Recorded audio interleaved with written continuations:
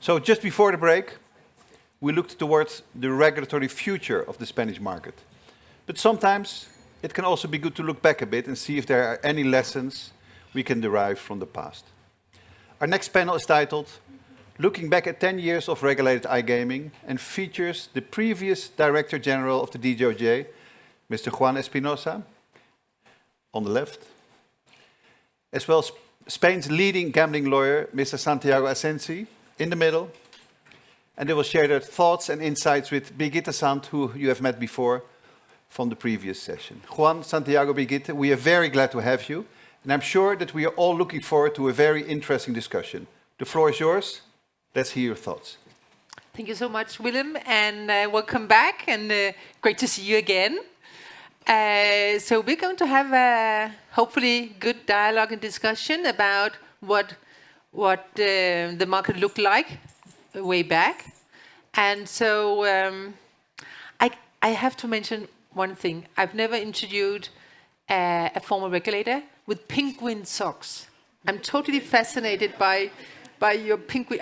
I'm not sure you dare to wear that kind of socks when you were a regulator, Juan. You'd be really surprised. Okay, so I'm going to ask you first, Santiago, and then we will much later on turn to the audience for questions, but I'm going to have a little bit of a discussion with the two of you. So, Santiago, first thing.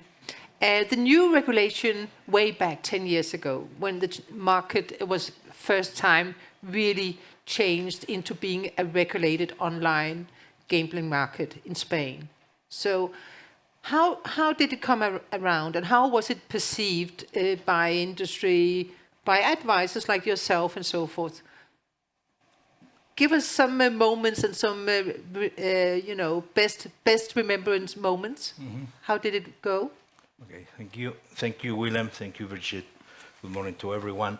Well, despite I look quite young, I already have an age, and at that time I was already working for about 7 years, since 2004, when the regulation was approved in the online market. Okay, the regulation was announced to happen in 2007 in a act related to boost the internet or the law society measures, etc. Okay, and in an additional section was saying that the government should regulate online gambling. Okay, so since 2007 until it happened in 2011 was 4 years. Okay, and the first and then when they started to regulate it, that was 2010. After 2 years of discussions with stakeholders, I should say, of the industry, there were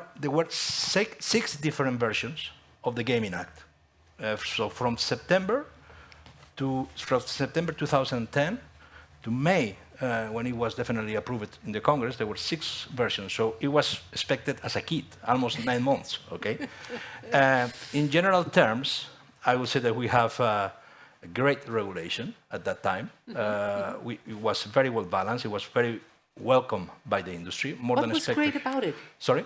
What great elements? Well, it had the main, or it has some still, but at that time, it had the main avenues, I would say, of a regulation for online gaming were there. For instance, now it's not subject to discussion, but back in the days, it was subject to discussion, the server location, okay?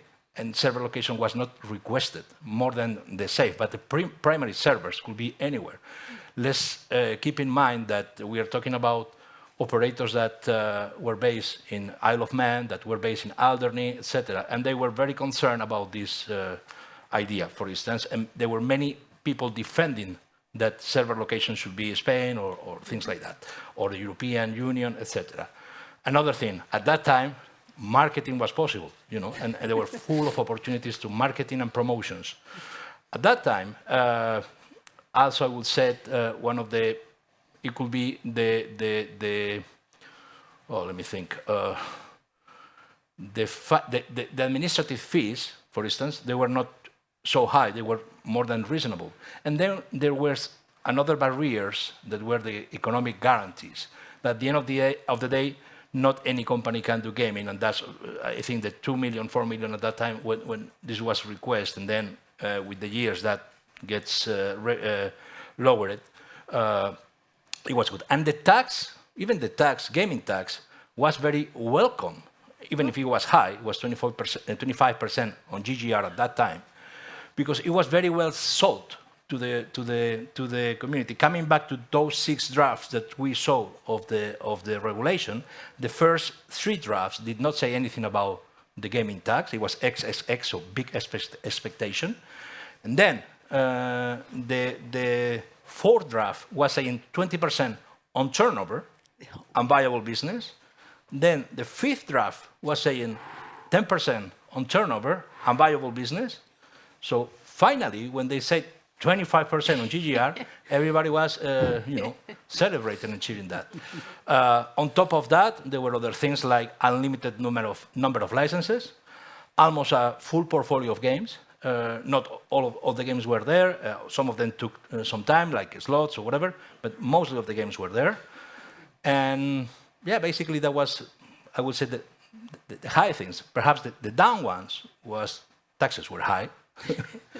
And then I could say it was requested a particular way of corporate vehicle, Sociedad Anónima, a PLC. That was a copy-paste from probably from the regulations from land-based gambling. And probably that was in order to have more transparency, but considering all the obligations that the operators, online operators, have got before the regulator, all the reporting obligations, all the monitoring, all the, the fact that the DGOJ, the regulator, can have access to the safe, etc. Everything is so transparent. So perhaps that way of corporate vehicle was not needed. At the end, that has become a pro more than a con, because at the time of selling your business, most of the companies that have in one, most of the brands that have in one company 5, 6 different licenses for different markets, Spain is in a separate one just for Spain, in a corporate that is just for Spain. But kind of, I would say that was the most, the most unlikely things, or the things that people did not like at that time. And I should add one more: international liquidity. International liquidity for certain products like poker or exchange bets. Okay. So now we have Juan here that might share your opinion and what you remember as good and bad or not. So Juan, when you look back 10 years ago, how did you? So what do you remember, good and bad, and how was the new regulation way back received? Let's go. Okay. Yeah. First of all, though, let me thank you for the invitation. It's great to be back in gaming and gambling environments and so touch base with this industry that remains as challenging, if not more challenging, than where we left. So it's great. This said, let me also say, or the disclaimer, that I was not really there whilst at the very early stages of the regulation, the ones that Santiago is referring to, which I think goes on to or reinforces some of the points that I'm going to stress, because I was not directly involved. And I would say, in hindsight, that this regulation was, as Santiago said, it wasn't an easy to adopt regulation. It took 4 years. After that, we made that regulation look swift, because it has taken us so long to pass other regulations after that it doesn't seem quite as a long time, but it is quite a long time, 3 to 4 years. Reasonable, nothing really different than what other jurisdictions might have experienced. It was laid out in a moment in Europe, you know it all too well, that there was a shift between let's say, regulations of the likes like Malta, Gibraltar, and the like, to point of consumption regulations. There were not very many examples that were useful at the moment. I can think of Denmark, maybe Italy, but not that very many. So you need to learn by doing. And I think the people who led that process should command the utmost or the highest respect for all of us here. I think it was done reasonably well. I think that all in all, the package was robust enough to allow for a good 3-4 years of market transition and consolidation from the unregulated to the regulated offer. It is important to bear in mind that regulatory regimes, markets, jurisdictions, as time goes by, they go through different phases, and what works for the early stages might not work for the subsequent phases, and it is always an exercise of exercising again a careful appraisal of the interpretation of how things went when you do it 10 years later, because you need to see the context. Back in the day, there was a huge, something that was seen as a huge opportunity, a necessity by the state, which was the partial privatization of the lottery agent. I think this was key to having this regulation in place, honestly. There was let's say, an imbalance or a shift in expectations between the multinational, multi-jurisdictional regulators, pure online, and these land-based incumbents in Spain, which maybe wanted the regulation to take a different path. I think it's fair to say that. And I think that the regulation itself and the regulator navigated those waters really, really adaptedly. And it was really, really fit because they learned by doing. They adopted a pragmatic approach which was hard to be enforced at the time. Not everything was easy, and most of you have a track record on this industry, and you know what I'm talking about. So the levels of litigation there were present as well, even higher levels of litigation than or contention. So I think all in all, this inception stage was, and I think I can say it because I was not part of them, was really, really handled with careful appraisal, with a very, very clear goal in mind, namely, and this is something that some of us strongly believe, even to this day, that you need to be to devise a viable and plausible framework in order to divert demand from an unregulated market to the regulated one, and this is something that you need to take account of in the design of the regulation, because if not, you're going to lose the whole picture, and you're going to be defeated in your own purpose. I think this was something that by and large, and of course there would be shortcomings, but that was very nicely handled back in the day. There were some courageous decisions that were taken in order to make the system work. One kind of decision that have been replicated 10 years later in other jurisdictions like Ontario or Sweden, in order to get the market up to speed as soon as possible. And I think, all in all, the balance was good. Maybe we can leave it for the next part of the question. What went wrong from then onwards? Because this I will speak then in first person and adopt also a different approach. Not so. Okay. So thank you very much, Juan. So back to you, Santiago. So looking back now in another way, not about how it was received, but how it worked out. So how did it really work? Those 10, 11, 12 years of liberalized market in Spain.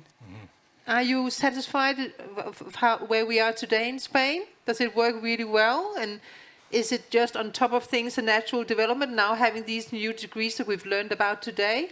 On top of things, is it just all perfect, nice? No, I'm not satisfied, and not at all. But before that, let me underline a couple of things. It's true what Juan has mentioned. This transitional period that was solved by the regulator back in the days, coming from the grey to the white market, was key in order to align things and in order to, to put things together. It was not easy at all at those days to do it, and the regulator had enough bravery to go ahead and proceed. On top of that, I think that during these 10 years, another significant and very relevant change, he didn't say it, but I had to say it. Of course, he did it, which was the lowering the gaming tax, which was totally unproportional, and at the same time boosting the cities of Ceuta and Melilla. That was a great achievement, not only for the industry, but I also believe for Spain. Okay, and on the downside, I think I'm not going to discover anything to the audience here, saying that I believe that the decree on advertising is absolutely, went too far. But too far. I mean, the decree on advertising is a incorrect way to say it. It's a almost full ban on advertising, and we need to think not only about those operators that were already in the market, but also those ones that just got the license few months before. And then suddenly, the rules of the game were totally changed. And online portal is not a land-based casino that everybody knows where it is located. We are talking about something that is in the internet and needs advertising or marketing to be promoted and to be known by the players. Okay, so I think that's a disgrace for the industry.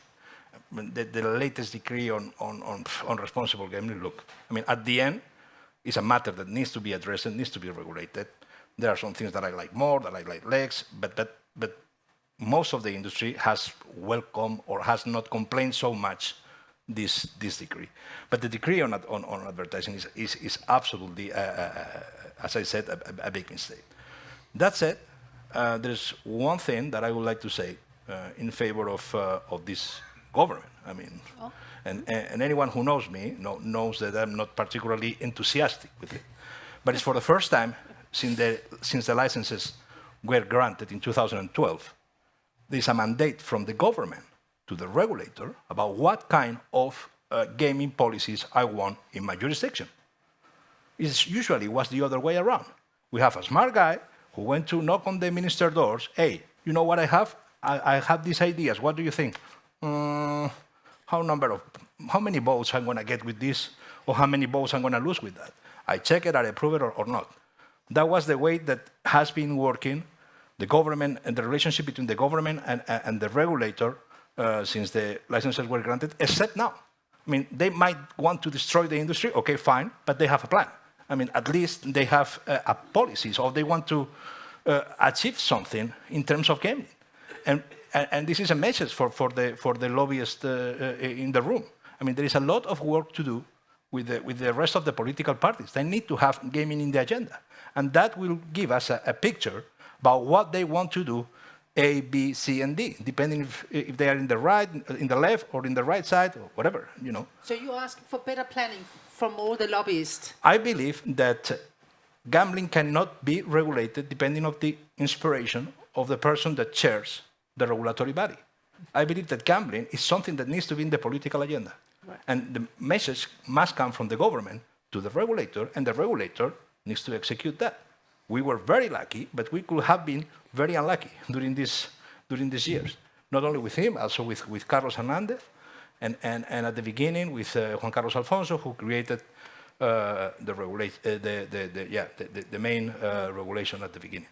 But nowadays, it's not what Mikel Arana decides to do. It's what Alberto Garzón, who is the minister, has ordered him to do. And that changed the picture for the first time ever. And that should be the way that the rest of the political parties which ignore gaming in their political agendas should do. So are you saying also that the industry as such do not have the influence they deserve on what's going on, what's happening? Sorry?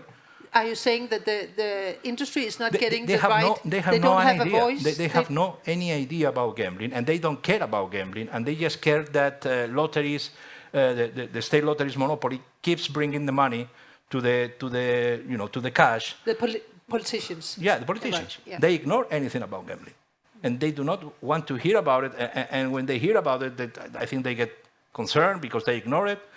And the bad news is that when you approve a decree like the one on advertising, who's going to come and say, without any knowledge about gambling, without any agenda about gambling, who's going to come and say, hey, you know what, I'm going to change that, and you are going to be able to do promotions again? I mean, nobody's going to take care of that. Okay. So the future doesn't look too bright in your view? Future, I mean, all which is speculating in terms of gambling, I am too bad on that. And if you take a look to what I have said in this conference, what happened before, probably some people could ask for explanations now. But I'm not very optimistic. No. I'm pessimist in the sense. Naturally, I'm optimistic. I like to be an optimistic person, but I don't think that the Popular Party or whoever chairs the government after the general elections in December are going to come and say, hey, we're going to... No, first of all, it's always happened the same. They need to choose the right person, and that takes time. And then that person needs to land in his post. We're talking about 1 year. I mean, if you have some political stability, this is 4 years in advance, perhaps we can achieve something as an industry during those years. But if you have the usual instability that we have had in Spain until the guy who is chairing now the government arrived, it was 1 year government, then general elections again. There was no many time for that. You're not very satisfied today, no. Santiago. The coffee was not good. I think I pressed the button there. Thank you so much. So Juan, are you just a leading question? Yeah. Are you a little bit more optimistic? Do you have comments on what Santiago said? Was your coffee better than mine? You mean like professionally from what you said? How's the Spanish model doing nowadays? Yeah, what do you think? Yeah, let me just start by telling Santiago that you should be really careful with what you wish, okay? Because sometimes, I don't know. Well, I think I will start from the end and then say something backwards in time. I think that what we are leading at today, and this is not really different from very many other jurisdictions in Europe, at least, it responds to sort of the same regulatory moment in the market, but with major differences in Spain, and we are leading towards a major phase of tension and the gambling market being questioned in terms of sustainability. I think the imbalance can be huge now because of the rules that have been adopted, which I'm not saying they are more or less proper. But the thing is, and it has been said before, that these two rules or two sets of rules for different reasons, each of them, are placing let's say the ecosystem towards a high degree of pressure, which maybe counterintuitively, it's going to hinder the sustainability of the whole thing unless additional measures are adopted. I think it was said earlier and magnificently by the Entane guy.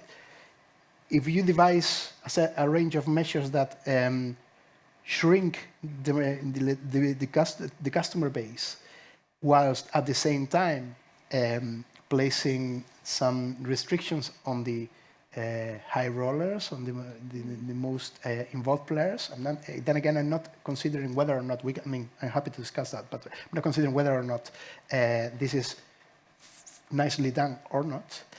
But the thing is that you are really limiting the way that the industry is able to develop in a sustainable fashion, because either you widen the customer base, but you don't have the marketing instruments to do so, or you just create the balance by detracting a huge amount of income and revenue, as has happened from high rollers. But if you restrict both things at the same time, either market consolidates, and a lot of operators, I'm sorry to say, will be off the market in the near future, and we go towards big transatlantic dinosaurs who are able to make money with reconciling all these two elements, or we need to change something else that allows for the customer base to be widened, the social perception of this activity leading towards more on the leisure and entertainment side and less on the harmful side of things, because at the end of the day, you have provided this set of measures which are not new, which are not occurrences of this political minister. It was said here 4 years ago, 4 years, my God, same amount of time that it took the Gambling Act, that these were the measures that were announced here 4 years ago in a technical notice. 95% of this decree you could expect, but it's taken 4 years. So this in itself, it's not bad. What is a bit gloomy is the fact that the industry needs to be allowed the means to make herself more sustainable and more, let's say, with a wider customer base, and as was said before, not so involved players, but more players. And this is where the Spanish specificity comes into play. You see the likes of Ontario, 1 year, their GGR is the same that ours in 10 years. Sweden, the same. Of course, they are in different ballparks from, I don't know, whether climatological reasons or the use of the internet, whatever, but this is there. And we're still lagging. But it's not a matter of GGR, of revenue, it's a matter of how scattered this is or not. And the player base is really slow, remains really slow, and this is not going to change, apparently, from the regulation. So there are other things that need to be taken into account in terms of market dynamism if we are to allow the industry to provide herself the solution to this conundrum. This is something that you see elsewhere as well. So in short, you do worry about the balance of the illegal and legal market, in the sense that if politicians, the lawmakers and so forth do not respect the value and the importance of industry being able to sell and promote their products, the balance will be bad, in the sense that players will move to the legal market. Are you worried about that? Yeah. But I would go further than the dichotomy between legal and illegal, because at the end of the day, this is something that most of us, and I for one, like to throw at every possible time. And sometimes it's difficult to get hold of of the data that allows us to say, okay, there's been a shift here from the illegal to the illegal. So at the end of the day, it's deeper than that. It's a matter of positioning the industry within the leisure and digital entertainment gamut of the services that are there. Because at the end of the day, it is true that you need to protect certain players, and it is also true that you cannot force the citizenship to place bets on anything else. They need to find it attractive, they need to find it enticing, and this, of course, the society needs to find it sustainable. I think the moves are, if you see them in this light, the regulatory moves that have been dealt with here, first of all, they are not in the same ballpark. Advertising is one thing and promotion is one thing. For me, a more important thing than the other. But they can be seen, as a move in the common direction all across Europe with different different intensities. But if this is all we are going to do, you cannot just, you cannot. No te puedes tapar con la manta. How do you say that? That is cheating. Yeah, the blanket only covers you so much. Okay, so if you cover your head with the blanket, these beautiful socks, well, you get the idea. Yeah. Hopefully. So we have a few minutes left. So I would love to hear from the audience if you are looking into the future the same gloomy way, a little bit like Santiago, less gloomy, but still a bit worried and concerned from Juan. Are you sharing their thoughts on the Spanish market now and in the future? Any questions? Questions? Sure. Statements? We wait for question here. So if you would please state your name and company. I'm Talia. I'm a journalist with Vixio Gambling Compliance. I just want to shift the conversation back to about a panel ago when we were talking about the decree on deposit limits and what you both think about that. I know that they were deemed a problem in Sweden and other jurisdictions for purposes of player data protection and also for concerns of channelization. So I was wondering how you felt about the future of that. You first. Well, it's one more new about responsible gambling. Perhaps, from my perspective, makes sense. The fact that deposit limits are centralized in one place instead of having deposit limits with several operators, which at the end of the day, in practical terms, let's face it, that didn't make any sense. Now let's see how they regulate it. Now we know the will. There's a positive thing, which is the fact that they have decided to sit down the industry in the table in order to have some kind of interaction with between J Digital and the regulator. But that was not done with the advertising decree. Okay, but this is done now. It's useless probably, but you know. Let's see how it goes, and let's see what's the text that they finally publish on that. It seems that regarding data protection, they are talking directly with the Data Protection Agency. Of course, that will take a time. There will be also the State Consul make his statement, all that. We'll need to follow the usual legal procedure, okay? But I think it's a good sign that they decided at least to sit down with the industry, even if it's just for the picture. Thank you, Santiago. Okay. Juan? No, I would say that, first of all, I think it's an interesting idea, and I think that the DGOJ has to be given that much.